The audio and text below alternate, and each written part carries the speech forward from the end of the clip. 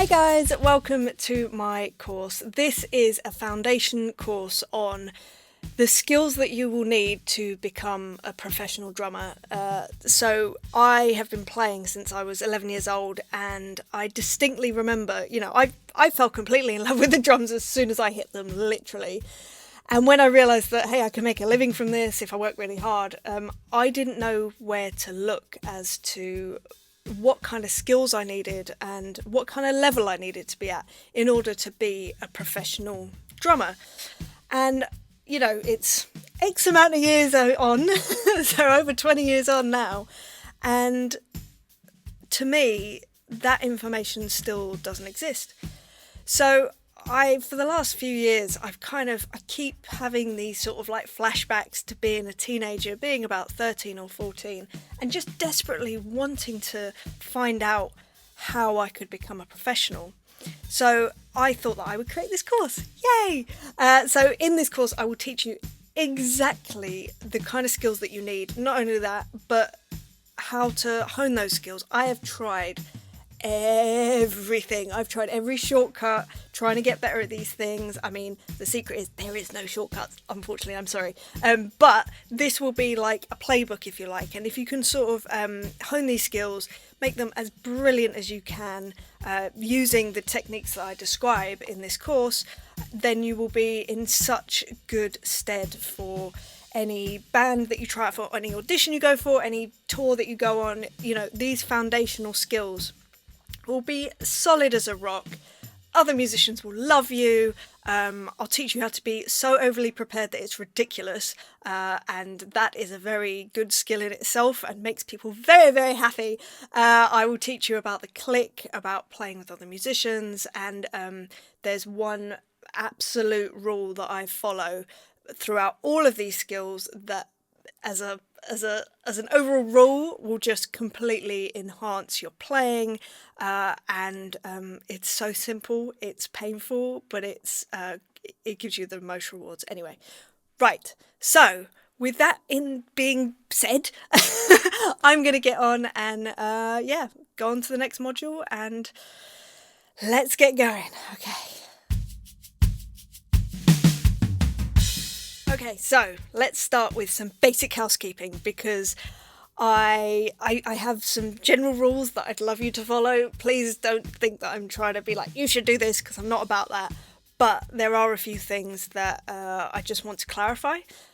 First and most important thing is that no matter what you're doing, if you're playing on a kit or in any loud music situation, please, please, please, please, please wear earplugs. I didn't for the first 3 years of playing, and my hearing is damaged. I'm very lucky that I don't have tinnitus, but I work with many musicians that do. It is irreversible at this present moment, so please, this one thing will just save so much pain and heartache, because you know how much you love the drums right now. Imagine having something that would stop you from playing the drums.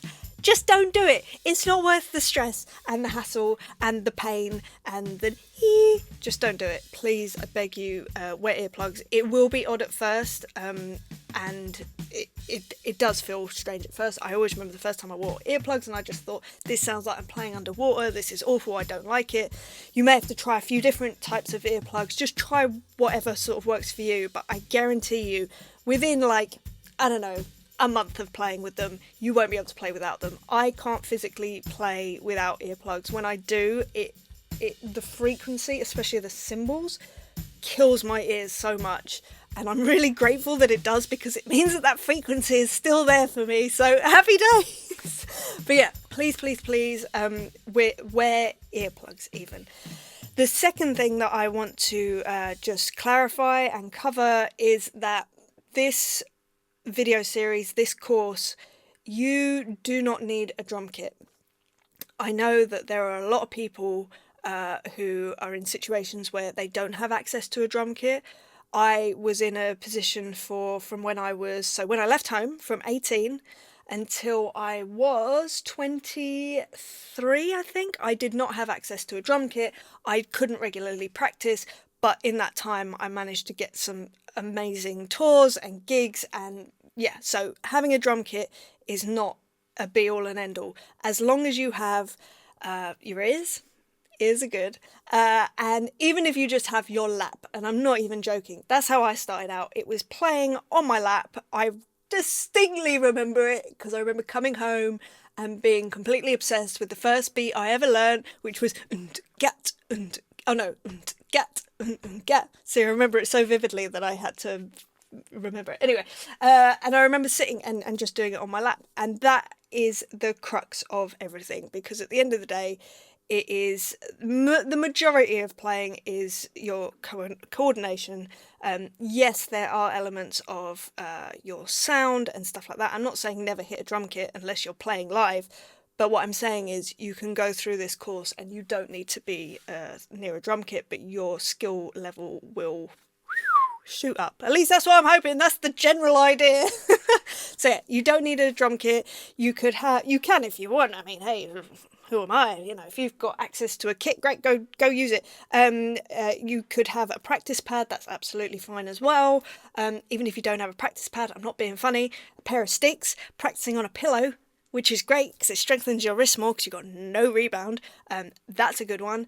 Or, as I say, just tapping on your lap. So you can do this anywhere, at any time. A lot of this stuff, you don't even need, well, not a lot, some of this stuff, you don't even need anything. You're literally just listening. So listening is good. Right, I think they're the ground rules that I just wanted to put out there. And yeah, let's get into the fun bit of the course. Okay, welcome to the official first bit that you're going to learn today. This is the greatest thing I ever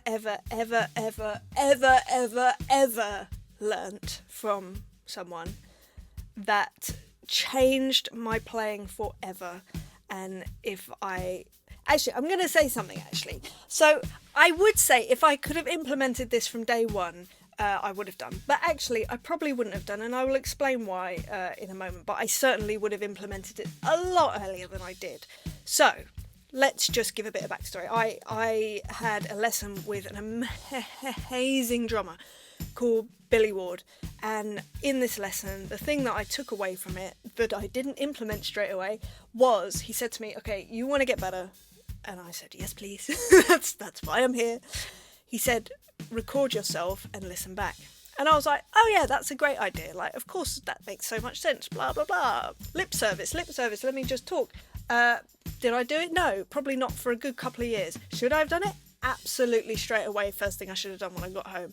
This skill is the most, it's so basic and amazing. And these days with technology, it is cheap.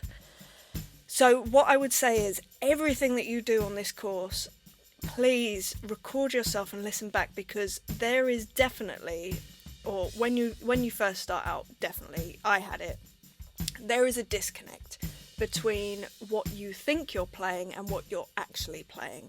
And I don't know why this exists, but it certainly does. I remember the first time I was playing along to a metronome, I recorded it, listened back, thought, oh, this will be fun, I can hear how great I am.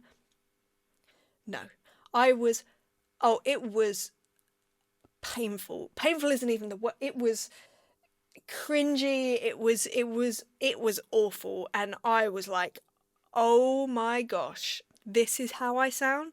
That is horrendous. And then I think I left it for a little bit because I was so like devastated that I didn't sound the way I thought I sounded. And I think it may have even made me slightly self-conscious, because at the time I was doing a lot of gigs and I was like, oh my gosh, I don't sound the way I think I sound. So then I sort of like went back to it maybe a week later and started working on it. And then I started sort of recording gigs that I was doing and listening back to them every day. And that skill alone has taken me from not knowing, like, I always knew the sort of drummer that I wanted to be, but I never knew how to get there at all. I was doing all these other things that I'm going to tell you about, but it wasn't translating to where I wanted to be at all, and I couldn't work it out. Like, it just didn't feel right. I didn't feel like the drummer that I wanted to feel like, and it didn't sort of sit, and it didn't connect, and there was something missing. Turns out this is what it was. So everything, as I say, everything that you do in this course, I would love for you, in fact, please just do it. Just record yourself and listen back. And I'm not talking about in some posh studio, you know, that is completely, that's just not practical at all. So just all I had when I started was a little dictaphone. It was a mini tape dictaphone. That's how long ago it was. Yes, mini cassette tape. For those who don't know what a cassette tape is, look it up if you fancy. But anyway, yeah, and I recorded myself listening back on that. Then as time went on, I ended up getting a USB microphone recorder that with an SD card that had about 13 or 16 hours worth of audio that I could record, so I would use that. And it is, yeah, by far the best thing I ever did for myself. These days you can get apps that are free that you can record yourself and listen back. There are apps that are free that do this. You can buy a USB microphone that will do this, that you can just record and listen back within the unit. But please please just do this.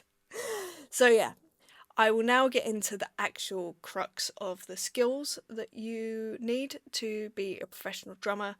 And yes, sorry for my little rant, but if you implement this, you will get so much closer to the drummer you want to be so much quicker. So please do it. I still do it every day. I do it. I just did it just now, like literally 20 minutes ago. So it works. Just trust me on this. Trust me. Painful, but it works. Okay, right. Let's move on. Okay, so the most basic thing of any instrument, or anything really, is learning your language. And the reason that I'm calling it this, because many people call it many different things, is because it is a language. At the end of the day, music, an instrument, is a way of you expressing yourself. And as I'm doing right now, sometimes not too well, I get lost for words, but I use language to get that across, and music is no different. So when I talk about learning your language, I'm talking about rudiments. And yes, I'm sure you're going, oh, rudiments. Yes, rudiments. These are going to be the basis of everything that you ever play, because everything is a combination of sort of singles or doubles, basically, or something to that effect. And every beat is going to be that. Every beat is going to be, you know, just two singles together, or a flam, or, you know, fills are exactly the same. Also, learning note values is just so incredibly important. And if you just think of it like a way to express yourself, to play what you're hearing in your head, because that's the thing. I talk about disconnect. I've spoken about it in the record yourself and listen back thing. But there's a disconnect. If you can't hear in your head a beat, if you can hear in your head a beat, but you can't play it, the bit in between is the bit that you need to strengthen, if you like. It's not even about learning, it's about strengthening. We're talking about foundations. And in order to do that, you have to learn rudiments. And what you want to do is get to a point where it's not like you're going, ooh, that fill that I want to play is a flam followed by a drag, and then we have a sextuplet, and then we have a paradiddle, and that's it, and then I hit a crash. That's not how it works. But you want to be able to either hear something in your head or be playing with people and reacting in a way that you're not thinking about what rudiment it is. You're just doing what you hear, what you feel, and it comes out because your rudiments are so ingrained in you that it's not, you don't even think about it. It's like talking. It's like speaking a sentence, a paragraph, a whole story.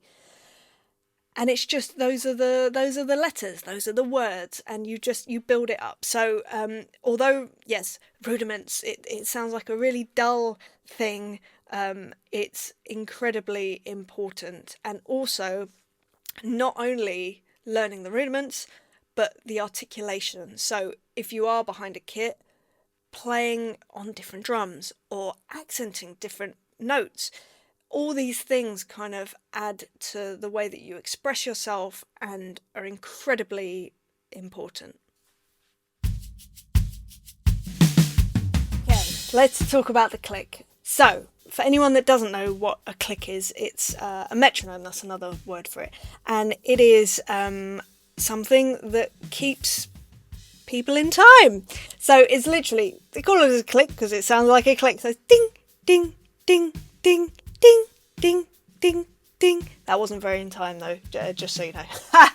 It represents the most basic thing that us drummers are meant to do, and that is keep time. And it may sound obvious, but there are so many drummers that I have seen that really struggle with this skill, with this concept, and I don't want you to be one of them. I used to struggle with it for a long time, and it's such an essential part of playing, especially if you want to, become professional, because a lot of gigs these days, you will be playing to a click. So you will probably have in-ear monitors, so like headphones essentially, that you will hear a click and you will play to that, and then everyone will play to you. And it's a great thing because it means that, say you're playing certain songs, you know that they're going to be played at exactly the right tempo that you have either decided within your band or with your artist or whatever the case may be.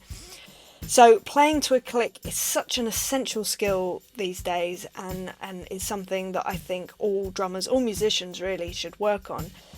As I said, I have worked with the click since very early on in my drumming journey. Probably about maybe a year in, probably not even that actually, thinking about it. So what I would do, what I still do, is whenever I would play any drum exercise or anything that I read out of a book, or maybe I heard something somewhere on a song or something like that, or maybe I watched a video and saw something cool, whenever I worked on it, I would do it to a click, because I knew that it had to sit right within that click.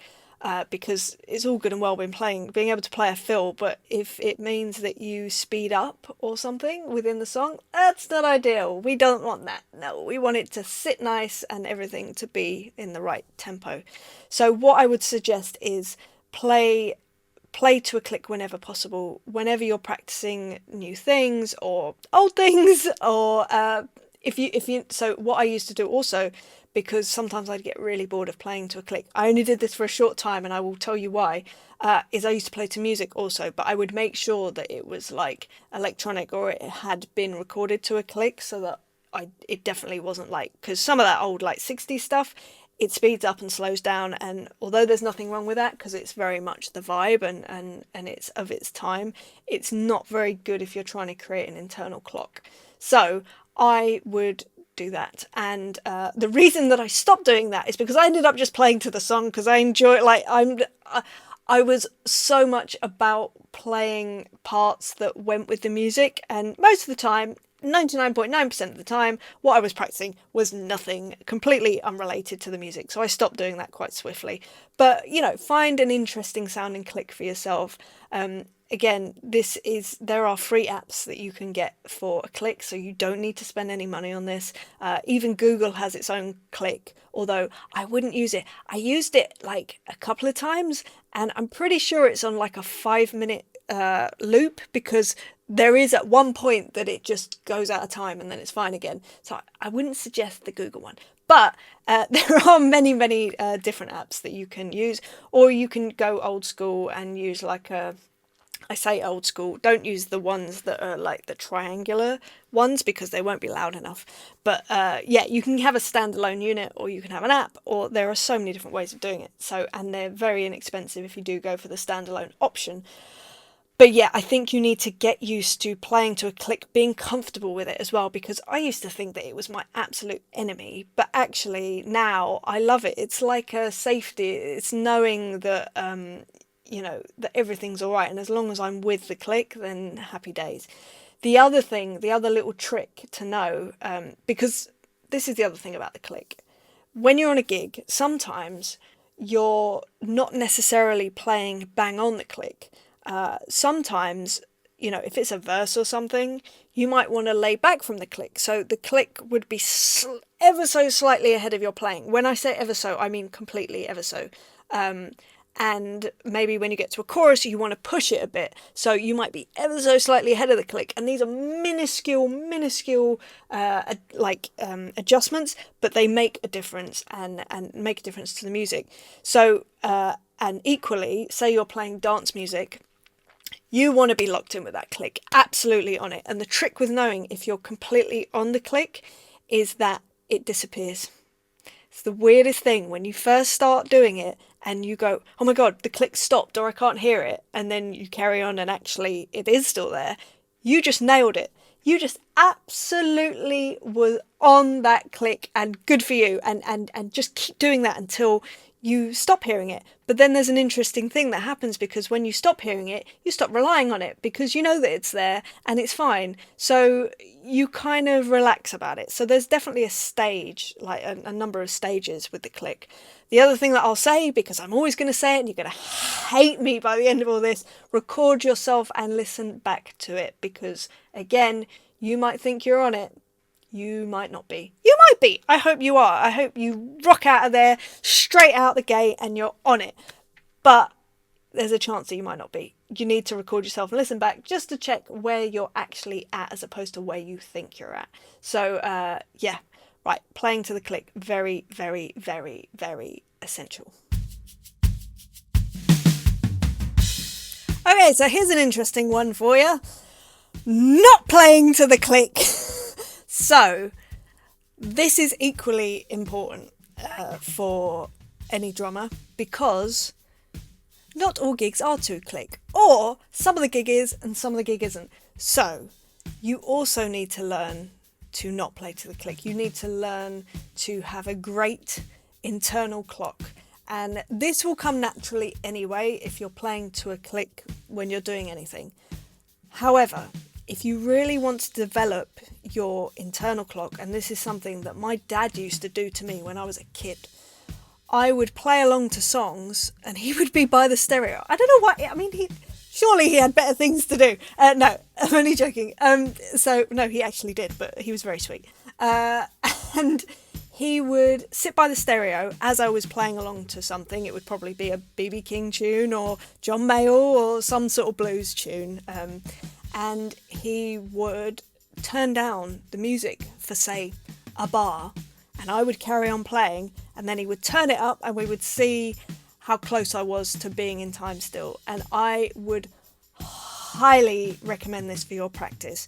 So I have included a set of tracks which do exactly that. So they're in different sort of like stages. So there's ones where it's just one bar of click that is being taken out. There's ones where there's 2 bars and so on and so forth. The longer that you can do that with staying in time, the better your internal clock is. And this is so important because, you know, musicians will want to drag you around that click or that internal time or that song. But if you can hold it together and not, it's not even about the skill.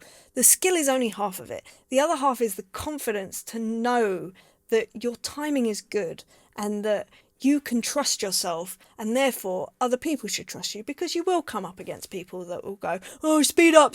And you're just like, well, no.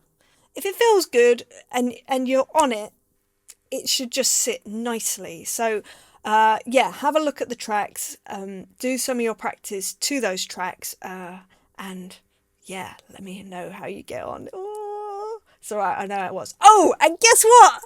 Record yourself and listen back. Hey, I should just get a t-shirt made with that, I reckon. So, another skill that is incredibly useful, a great one to have in your toolbox, and one that I only recently really started undertaking. Like, I've always been alright at this, but I've really gone for it recently, is reading. And I know it might sound, I don't know, some people are a bit weird about reading. Some people are, it should be about the emotion, and some people just learn by ear, and that's amazing. But I feel like the more tools that you have to learn songs and to get more work at the end of the day, the better.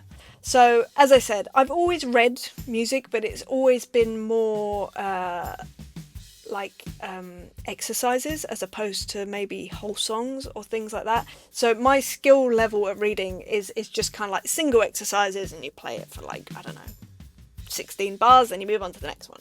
Fine. I'm pretty good at that because I've done it for over 20 years.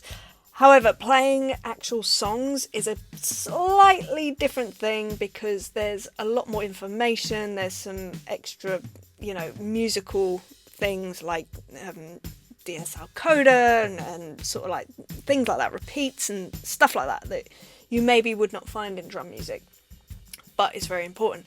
Like I said, very recently I've really done an intense amount of reading for a gig that has come up, and it was something that I knew would require a lot of reading, so I thought, well, that's part of my skill set that is not completely where I would like it to be, so I've got to take it on so that I can completely just like obliterate this. And that's what I've done. And I can't help it. I get obsessive and it's fine. But what I would say is, in my experience of reading, maybe do start out just from reading drum exercises, and then there are a plethora, what a great word, plethora of free transcribed drum charts online that, honestly, I can't tell you how many amazing ones there are, because that's the other thing. Things are written in different ways. People write things in different ways. They may be more intricate, they may be less intricate, there may be like ties involved or weird rests, or, people just write things differently. And I think that if you can get hold of a bunch of different style written, like different written styles of charts, then the better, because no matter what is put in front of you, you can go, oh cool, I know what's going on, and you know what that is meant to sound like. So I think to get really good at reading charts, just get hold of as many as you can. This is literally what I did. And what I've been doing recently, or what I have done, is all I do is an hour a day of reading. But what it means is it started out being this really scary, intense thing, and now it's just more like, oh cool, okay, yeah, I know what's going on there, and I know that in the situation when I'm on a gig, it will be like that as well, because I've done so much of it. And again, you don't even need to be in front of a drum kit to practice reading charts. All you need is the charts printed out or on an iPad or iPhone or whatever. Read it through, and then listen to the song and read it with the song, and just check that you know exactly where you are, you know where to go back to, and then when you do get on a kit, you can practice it with that.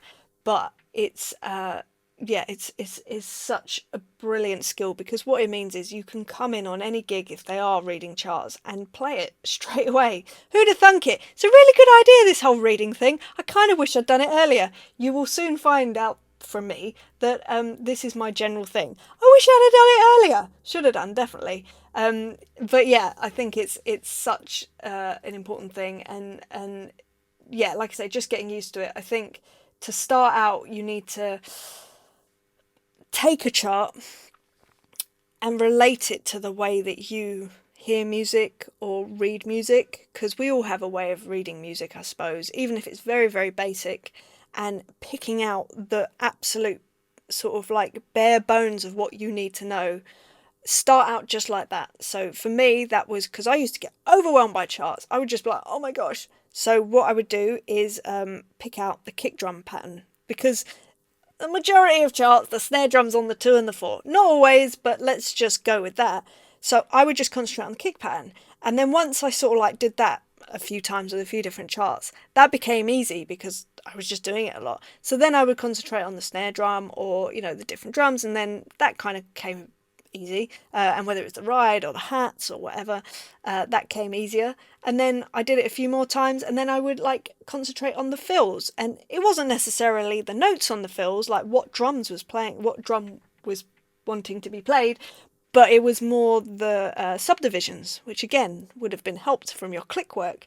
So I would look at that, and then I would play a fill with the right rhythm, which is equally important. And then next level, actually paying attention to what the drums were that were being played. And it just kind of like grew from there. And that is essentially how I learnt to read. So, and again, I'm going to say it, and you're going to hate me, and I don't care. Record yourself and listen back, and record yourself and listen back, and just do so much that it becomes completely normal to you, and it's not a scary thing, basically. Reading. Okay, so I think that this is the single biggest reason that I get a lot of gigs, that I have kept a lot of gigs, that people call me in, especially so last minute. And that is my ability to learn songs really, really quickly. And this is a succession of different skills that I've picked up over the years that have just really helped me, basically. And I think in conjunction with everything else that we've spoken about, I think this will really get you in the top, 1%? I don't know, I'm making it up. Top 1% of drummers that are trying to work right now. So, learning quickly is a multi-tiered level process, and it really depends on how much time you have before the gig. And what is available to you. Because as I said, if you haven't got a drum kit, then there's certain parts of this you won't be able to do, but you can damn sure do the rest of them, and it will help you. And I have been on big gigs where I haven't practiced on a drum kit beforehand.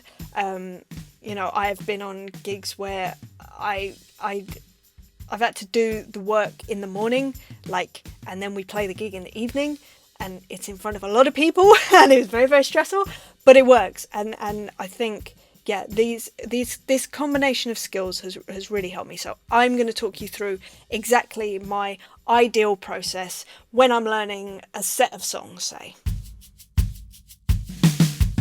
So the first thing I do when I get a set list through is I will download the songs. Obviously, sounds very, very obvious, but there we go.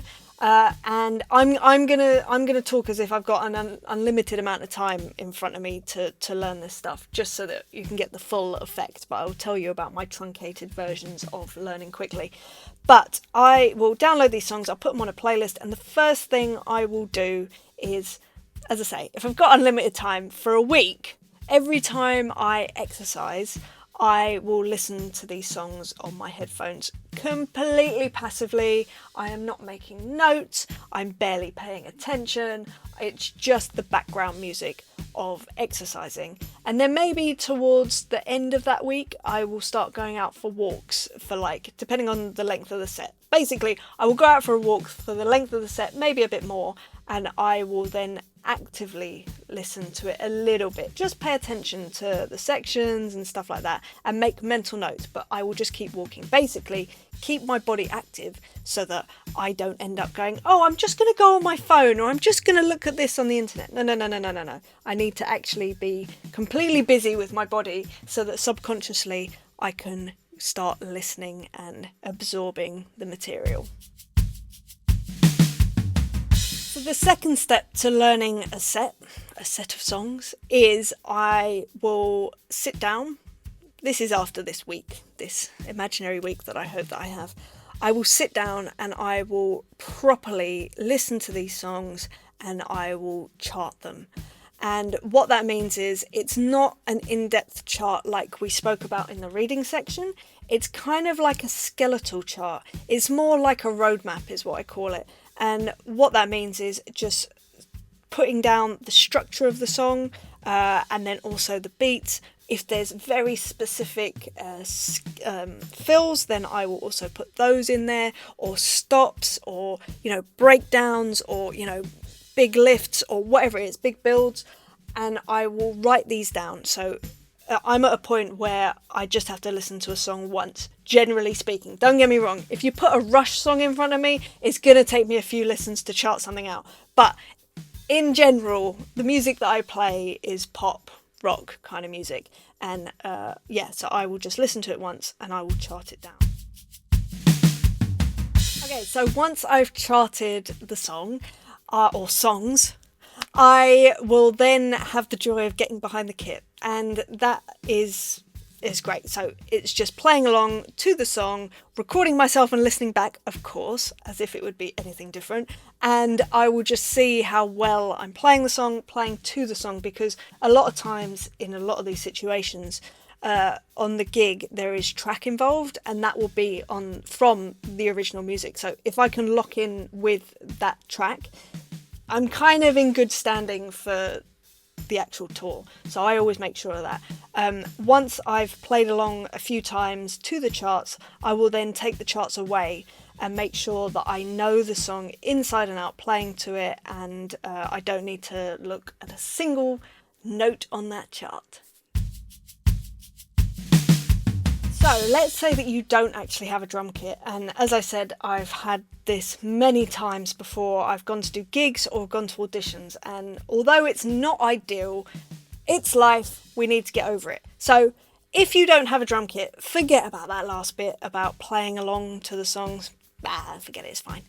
Here's what I would do. So I still want you to have learnt the charts, so by sitting down, listening to the songs with the charts, and reading along until you don't have to read along. And the way that I know that you're going to be at this point, and if you have played on a kit, you need to do this also, what I will do is I will sit in a quiet room with my headphones on, eyes closed, and I will visualise myself playing to the songs which are in my headphones, and I will imagine myself in a rehearsal studio, especially if I'm going for an audition, or on stage, and the artist and the band are turning around, looking at me, smiling, playing along, singing along, looking super happy, grooving away, unless it's meant to be really angry, looking really angry. No, I'm joking. But yeah, everyone's super happy, there's positive energy, everyone is cool, and I'm basically playing a perfect gig. So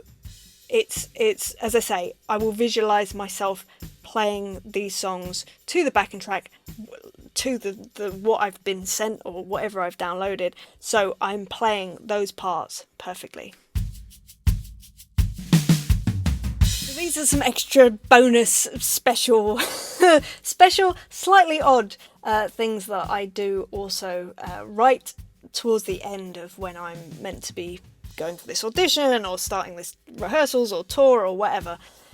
There's two things. The first thing is I will practice the set, but I will practice performing, which probably sounds slightly odd, but what that means is that I can just move, I can be loose, I'm enjoying it, it's like, it's not even a thing, and then it doesn't become about the song anymore because I know it so well that I'm just like grooving away, having fun, usually singing along, not with a mic.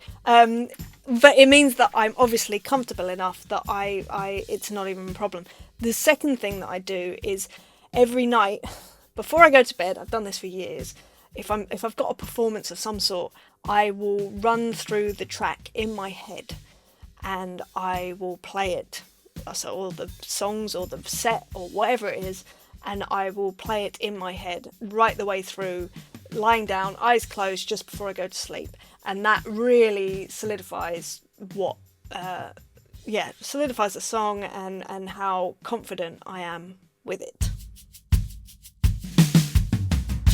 Final step, and one that is something that I hadn't done for years, but is so important, is to take a day off, or at least a day, if not two, if not three, and just relax. Go do something completely different. Just go chill out, think of nothing else. I usually cook like loads of food, which helps for rehearsals because it means that I have like food for rehearsals.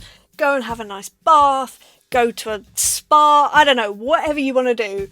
Just go and relax, don't even think about it anymore, and then maybe on the way to your rehearsals or your audition, just listen to the songs fairly passively whilst you're driving or on the train or whatever it is, on the bus, and just go in there and enjoy it and relax. And that is how I learn songs. So this one's a biggie, and all of this is completely irrelevant if you don't do this final thing. And it's the most scary thing, 100%, but it's the most beneficial, it will give you the most return, and that is playing with other musicians.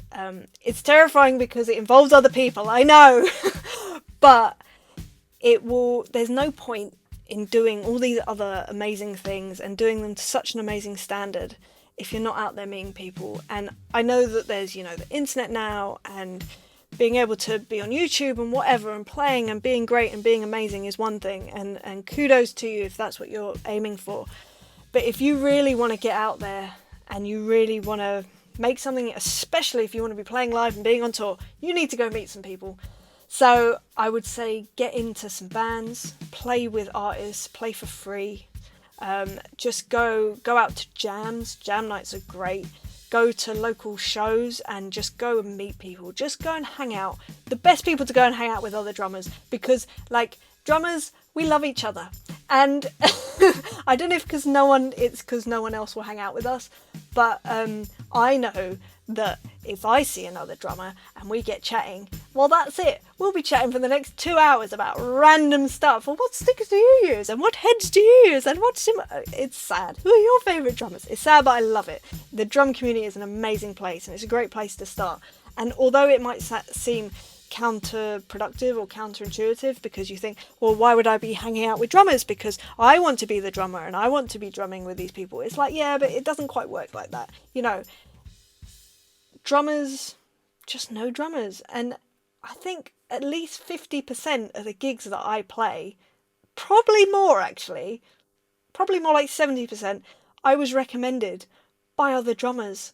So, it's about just making friends and making people see that you can play, going out to jams and doing all that. It's very scary, but it's very good for you, and your confidence will grow so much and your skill set will grow so much. If you can also record yourself whilst you're playing at gigs, then that would be ideal too, and make sure you listen back. I know it's scary, but trust me, it's worth it. So just get out there, because as my dad always said, you can be the greatest drummer in the world, but if you're just in your bedroom, then who cares? So get out there, be brave, and just work it. Just go make some friends, go play some music, and again, just keep pushing with that. It will take time, you will need patience, it will be worth it, and just keep honing your skills. Well done for getting to the end of the course, yay! So the question is, what should you be doing with all these skills? Well, I would say work on whatever you feel like you need to work on. In fact, just work on all of it and see where you're at. I've given you practical ways that you can really assess where you're at, because I think that's most of the battle, is working out where you're at and where you should be and where you want to be.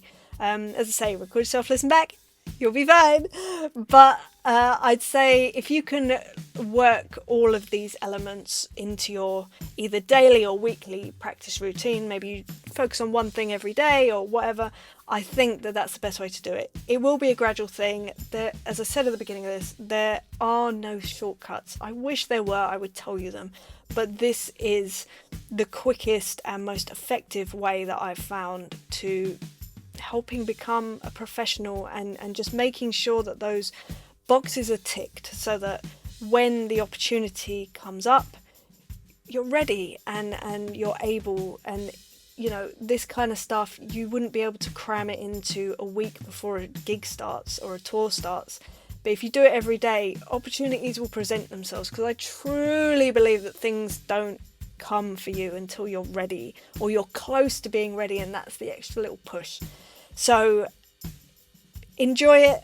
It will be difficult. There will be times that you'll be banging your head against the wall, but if you just keep going and just keep thinking you're getting just a little bit better every day, it will be worth it. As I always say, if a girl from North London can do this professionally, then I truly, truly believe that you can too. And you just gotta be so obsessed like I am, which I'm sure you are, and love it so much that it's not about if, it's about how and when.